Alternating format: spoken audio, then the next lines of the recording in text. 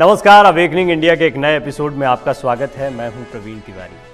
Awakening India यानी भारत जागरण, और भारत जागरण तब होगा जब हम सब का, तमाम इंडिविजुअल्स का, तमाम भारतीयों का जागरण होगा। हमारे देश में शांति तब आएगी जब हमारे अंदर शांति होगी, हमारे मन में शांति होगी। दिनेश कुमार जी जाने माने लेखक हैं, समाज सुधारक हैं, विचारक हैं, इस वक्त हमारे साथ अवेकनिंग इंडिया में जुड़ रहे हैं। सबसे पहले तो दिनेश जी मैं आपका स्वागत करूँगा। दिनेश जी, जो मैंने बात कही कि हम सब के लिए मन की शांति बहुत महत्वपूर्ण है, स्वामी विवेकानंद के जीवन की एक घटना पर नज़र डालते हैं और उसके बाद मैं इस पर आपसे बातचीत करता हूं, क्योंकि इसमें आप सहयोग वैसे भी करते रहे हैं, आपके बहुत से साथी हैं, फॉलोअर्स हैं जिनकी आप इसमें मदद करते हैं। तो मैं आपसे जानूंगा कि वो तरीके क्या हैं, वो टेक्निक क्या है जिससे आप इसे हासिल कर सकते हैं। लेकिन उससे पहले स्वामी विवेकानंद के जीवन की इस घटना पर एक नजर।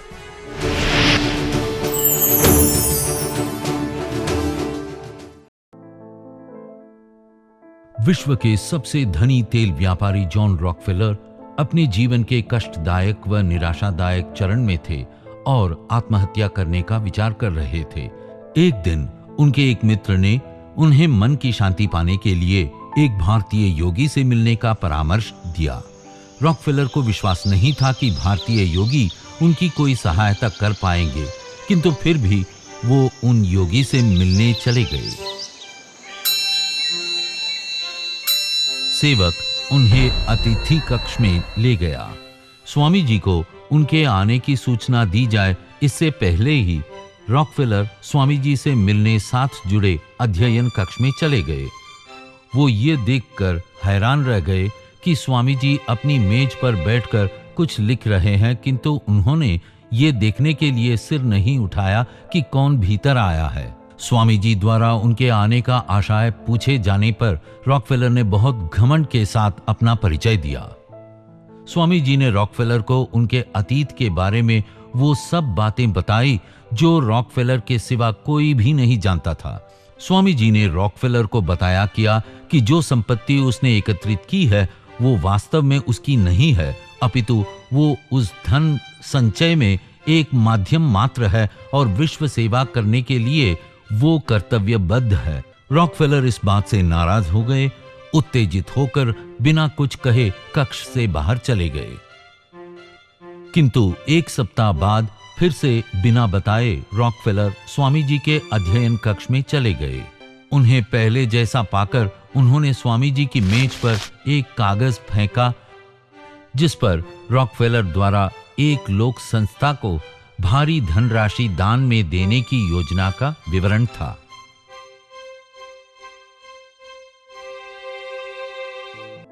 अब तो आप संतुष्ट होंगे। इसके लिए आप मुझे धन्यवाद दे सकते हैं। बल्कि तुम्हें वास्तव में मुझको धन्यवाद देना चाहिए। बस ये रॉकफेलर का लोकहित के लिए पहला बड़ा दान था।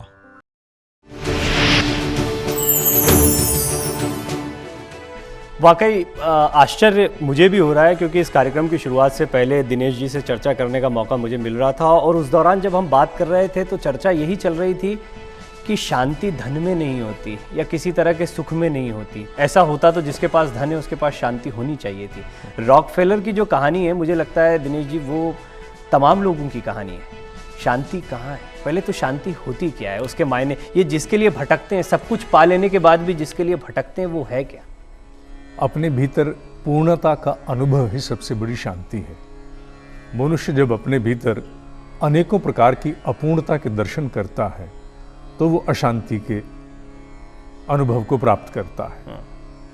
जिसकी अपूर्णता है, हमारे यहाँ अपूर्णता 3 प्रकार की बताई गई है: अभाव, अज्ञान और अशक्ति। Deprivation, inability and ignorance. ये 3 प्रकार की अपूर्णता है। जब मनुष्य को तीनों प्रकार की अपूर्णता या उनमें से एक प्रकार की अपूर्णता व्याप्ति है तो अशांति उत्पन्न होनी शुरू होती है।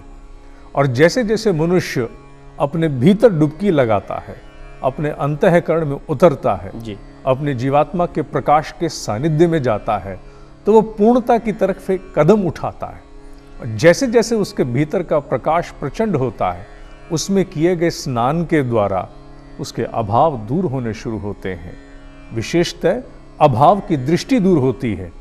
अभाव का अनुभव तो हर वो व्यक्ति भी कर सकता है जिसके पास प्रचुर मात्रा में धन संपदाएं भरी पड़ी हों, क्योंकि अभाव मन का विषय है। तो ज्यों ज्यों मनुष्य उस प्रकाश में स्नान करता है तो अभाव, अज्ञान और अशक्ति दूर होती चली जाती है, और अपूर्णता के दूर होते ही शांति की प्राप्ति होना स्वाभाविक है और सुनिश्चित है। ये अभाव सिर्फ धन का नहीं, यानी वो शक्ति के मायने में भी देखा जाए, पद प्रतिष्ठा के मायने में भी देखा जाए, अभाव के कई प्रकार हो सकते हैं। अभाव को अभी तक हम देखते हैं, या आपने बिल्कुल ठीक कहा, अशांति का बड़ा कारण यही माना जाता है कि हमारे पास शायद और ज़्यादा पैसा होता तो ज़्यादा सुख में होते, ज़्यादा सुख में होते तो ज़्यादा शांति में होते।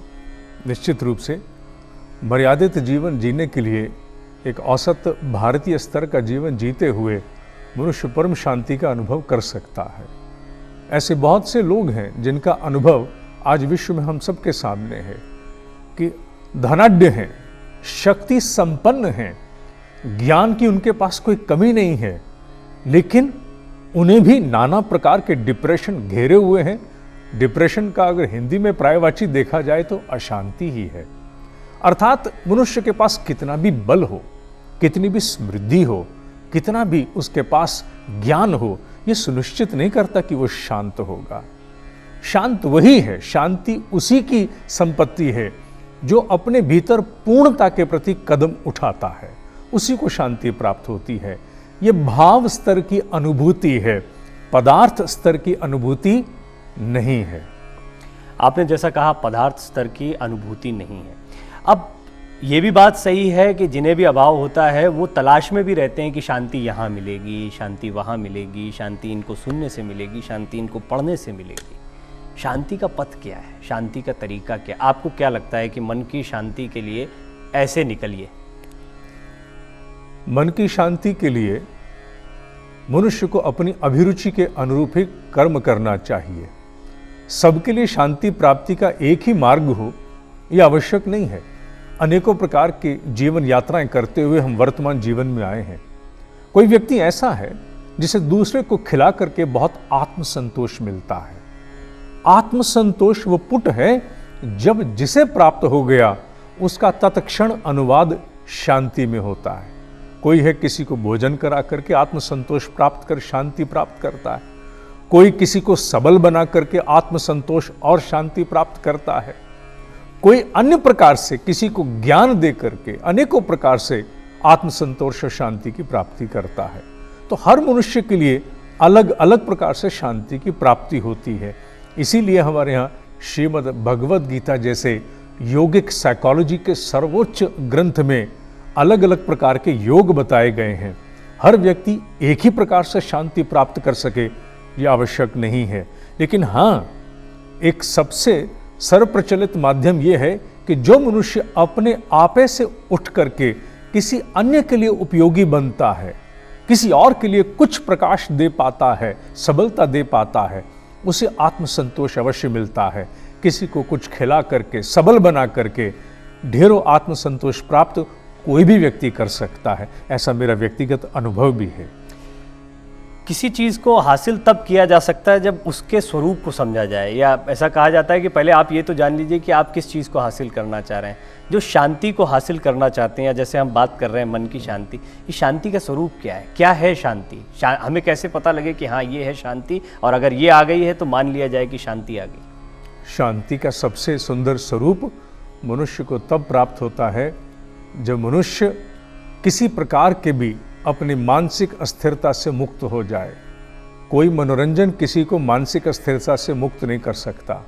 कुछ देर के लिए मनुष्य को मानसिक स्तरों पर व्यस्त कर सकता है, लेकिन जब कभी भी किसी को ऐसा अवसर प्राप्त हुआ हो, चाहे वो किसी पारिवारिक प्रसंग में हो, चाहे वो किसी सामाजिक प्रसंग में हो, राष्ट्रीय प्रसंग में हो, जब उसे गहरे आनंद की अनुभूति हुई हो। जानते हो आनंद किसे कहते हैं? जब मनुष्य को सारे बोध समाप्त हो जाए, चाहे वो कुछ पल के लिए ही क्यों ना हुआ।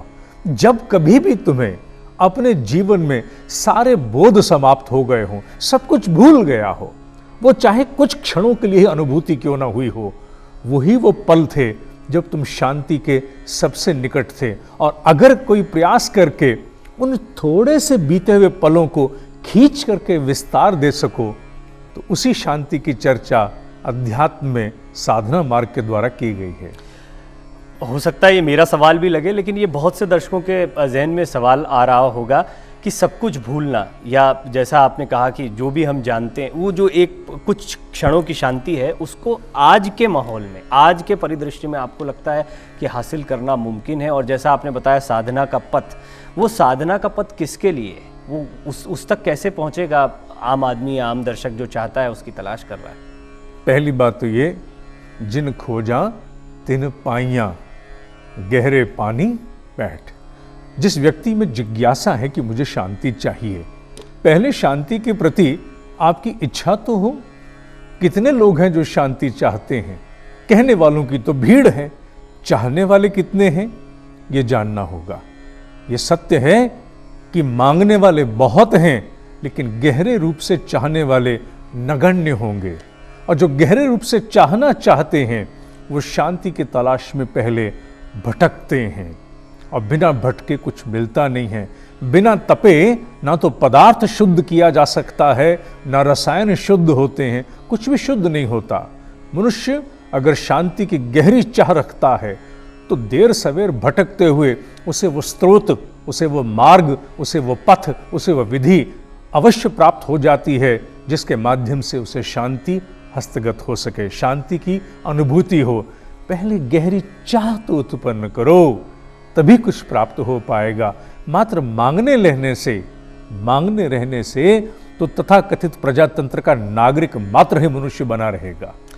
मांग तो सबकी है, ये जरूरत तो सबकी है, हर मानव मात्र की शांति की प्राप्ति। अनिवार्यता कहूंगा, मांग से ज्यादा उपयुक्त होगा इसे हम अनिवार्यता कहें। हर जीव के लिए अनिवार्य है कि वो शांति को प्राप्त करे, क्योंकि शांति से ही वास्तविक सृजन संभव होता है। अशांति में तो मनुष्य शोर उत्पन्न कर सकता है, मस्तिष्क के शोर से कोई सृजन हो सके ये संभव नहीं है। एक शोर दूसरे शोर की उत्पत्ति कर सकता है, और एक शांत अवस्था दूसरी शांत अवस्था की उत्पत्ति के लिए मार्ग प्रशस्त करती है। मांग भले ही कितनों की हो, मैं पुनः अपनी बात को दोहराना चाहूँगा, क्योंकि मैं इसे गहरे रूप में दर्शकों के मन में स्थापित करना चाहता हूँ।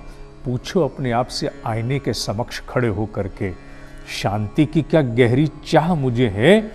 क्या शांति की मेरे भीतर वेदना है? और अगर वेदना है तो मैंने कब उस शांति को प्राप्त करने के लिए कोई पहला कदम कभी उठाया हो? ये प्रश्न आपको अपने ही समक्ष नंगा कर देगा। जब भी दिनेश जी साथ में होते हैं तो मेरे लिए निजी तौर पर भी ये खुशी की बात होती है, और दर्शकों को भी ये अच्छा लगता है कि जैसा हम कार्यक्रम की शुरुआत में भी कह रहे थे, सिर्फ सुनने से बात नहीं बनेगी, सिर्फ पढ़ने से बात नहीं बनेगी, करना होगा। लेकिन किया क्या जाए, यानी असाइनमेंट क्या हो? मैं आपसे असाइनमेंट भी दिलवाता हूं तमाम दर्शकों को, तो वो असाइनमेंट दिलवाएंगे, लेकिन एक छोटे से ब्रेक के बाद। और ब्रेक पर जाने से पहले हमेशा की तरह स्वामी विवेकानंद के एक विचार के साथ आपको छोड़े जा रहे हैं। ये जीवन क्षण स्थायी है। संसार के भोग विलास की सामग्रियां भी क्षण भंगुर हैं। वे ही यथार्थ में जीवित हैं जो दूसरों के लिए जीवन धारण करते हैं। बाकी लोगों का जीना तो मरने ही के बराबर है।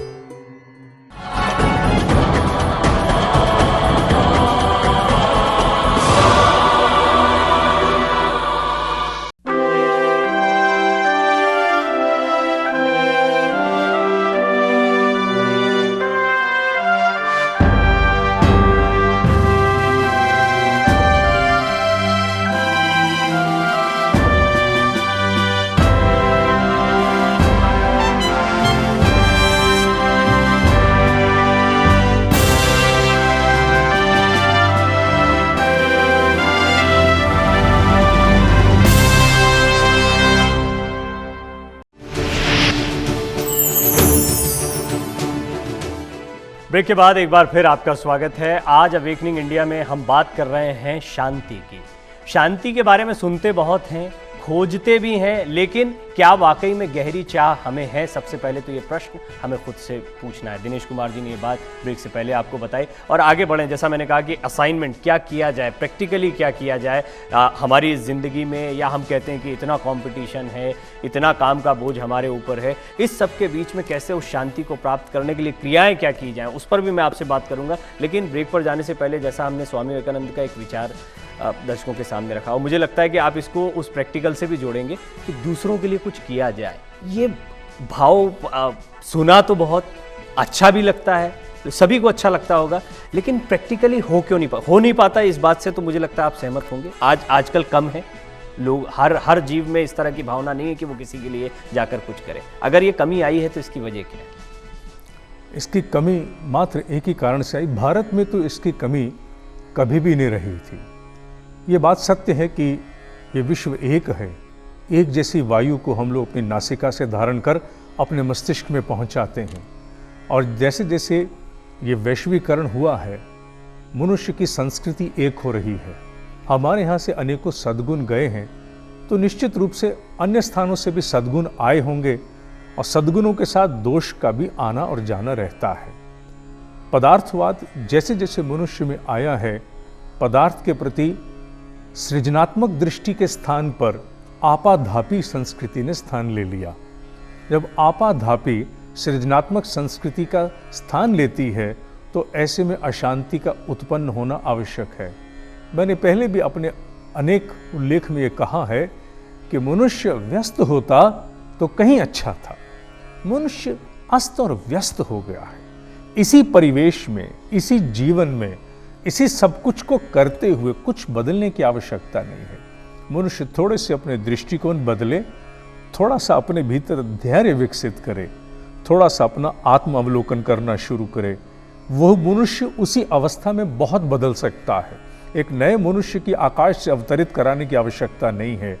जितना समय मनोरंजन के प्रति हम समर्पित करते हैं, कभी आप उसका मासिक अवलोकन करके देखिए कि एक माह में मैंने कितना समय मनोरंजन के प्रति आवंटित किया था। मनोरंजन के प्रति आवंटित किए गए समय से केवल 20% अगर मनुष्य आत्म प्रगति, आत्म उन्नति, आत्म शांति के लिए भी अगर नियोजित कर ले, तो बहुत बड़ा मार्ग उसके सामने प्रशस्त हो सकता है। अनेकों प्रश्नों के समाधान निकलेंगे, न केवल आत्म प्रगति के, बल्कि वो सारे आयाम भी दिखेंगे जिनके माध्यम से मनुष्य सेवा करते हुए आगे बढ़ सकता है। आत्मानो मोक्षार्थ जगत हिताय च। प्रश्न उपस्थित करने के लिए उपयुक्त मानस का निर्माण आवश्यक है। उत्तर अवतरित होने आरंभ हो जाएंगे, क्योंकि उत्तर पहले से ही हमारे आसपास उपस्थित हैं। एक बड़ी परेशानी, इसमें बड़ी अड़चन ये भी दिखाई पड़ती है दिनेश जी कि ये आत्मावलोकन तो तब होगा जब हम अपनी इच्छाओं और अपने सुखों से परे होकर सोच पाएंगे। अभी हम अपनी इच्छाओं में इतने ज़्यादा आबद्ध हैं कि कई बार दूसरों की सेवा भाव तो बहुत दूर की बात हो जाती है, हम शायद अपने जिन्हें हम अपना कहते हैं उनके बारे में भी नहीं सोच पाते हैं। क्या इच्छा को आप पहले तो ये बताइए, ठीक है ये एक मानव का गुण है, आप मानते हैं, या फिर आपको लगता है कि नहीं इसके बारे में विचार करने की ज़रूरत है उसको कि इनका उद्भव कब होना चाहिए, कब नहीं होना चाहिए?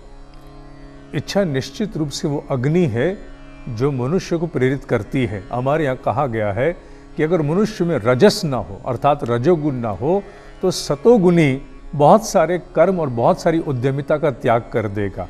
इसलिए रजोगुण का होना आवश्यक है।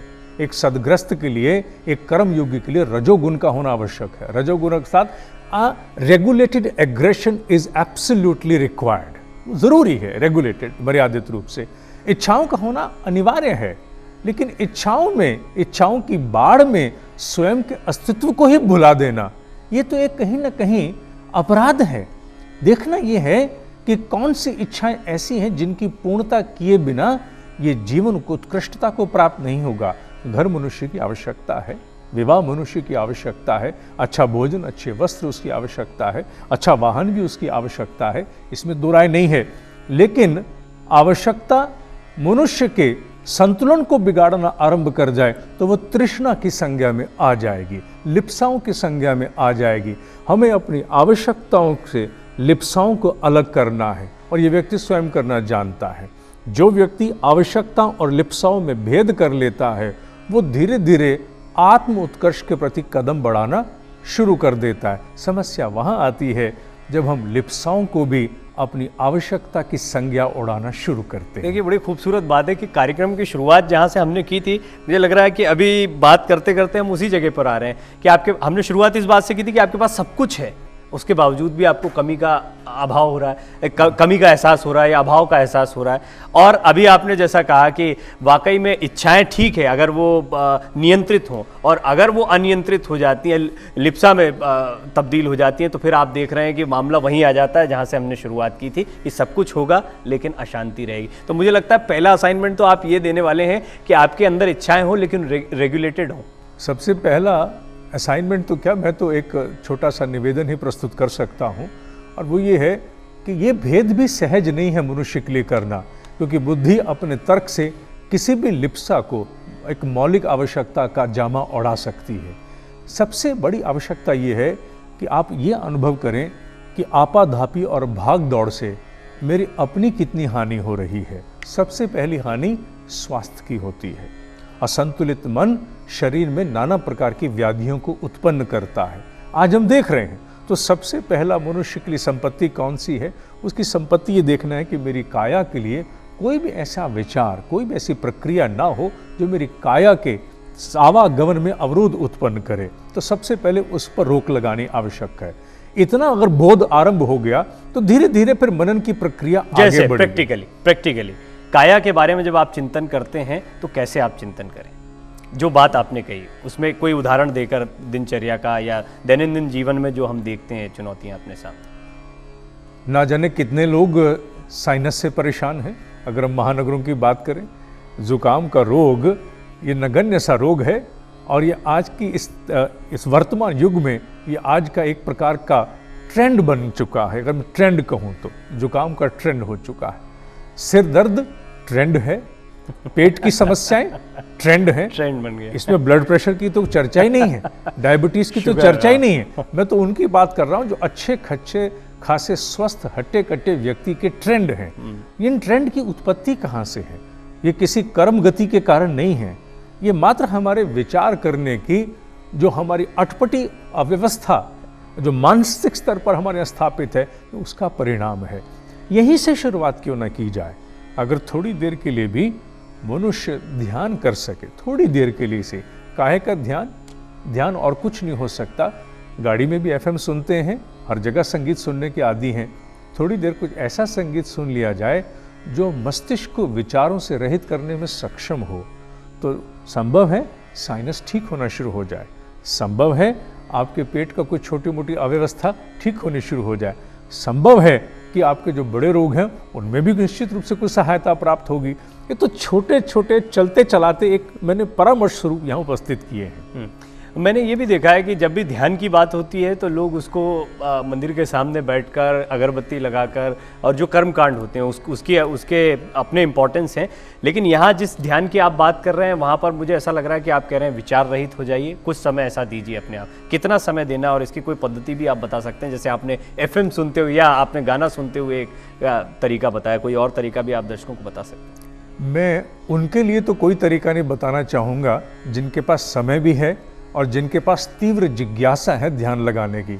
मैं उनके लिए ज़रूर कुछ ना कुछ कहना चाहूँगा जो कहते हैं हमारे पास तो मरने की फुर्सत नहीं है। उनके लिए मैं परामर्श देता हूँ। उनके लिए सबसे बड़ा परामर्श ये है, घर से ऑफिस जाते समय एक मूल्यांकन करें कि कितनी लाल बत्ती आती हैं और औसत स्तर पर प्रतिदिन उन्हें कितना समय आते और जाते ऑफिस से लाल बत्ती पर खर्च करना पड़ता है। मैं मानता हूँ कि महानगरों में विशेष रूप से प्रति व्यक्ति न्यूनतम 10 मिनट लाल बत्ती की बलि चढ़ते होंगे।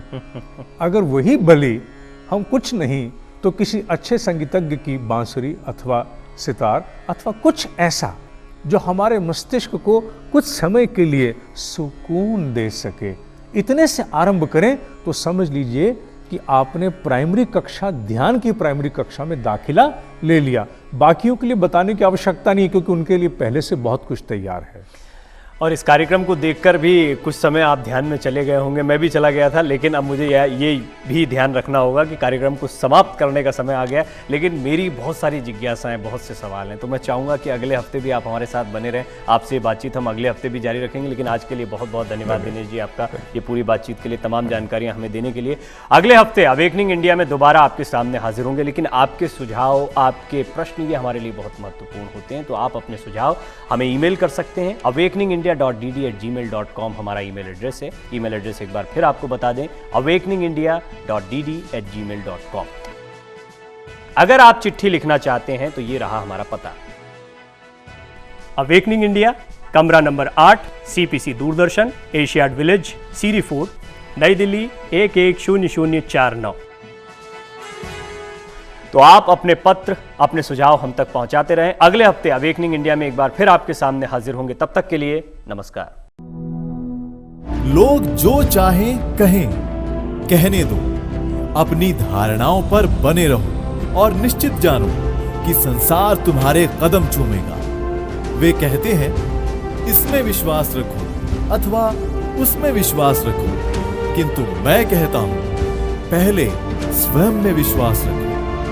यही है रास्ता। स्वयं में विश्वास रखो, सारी ताकत तुम्हारे अंदर है।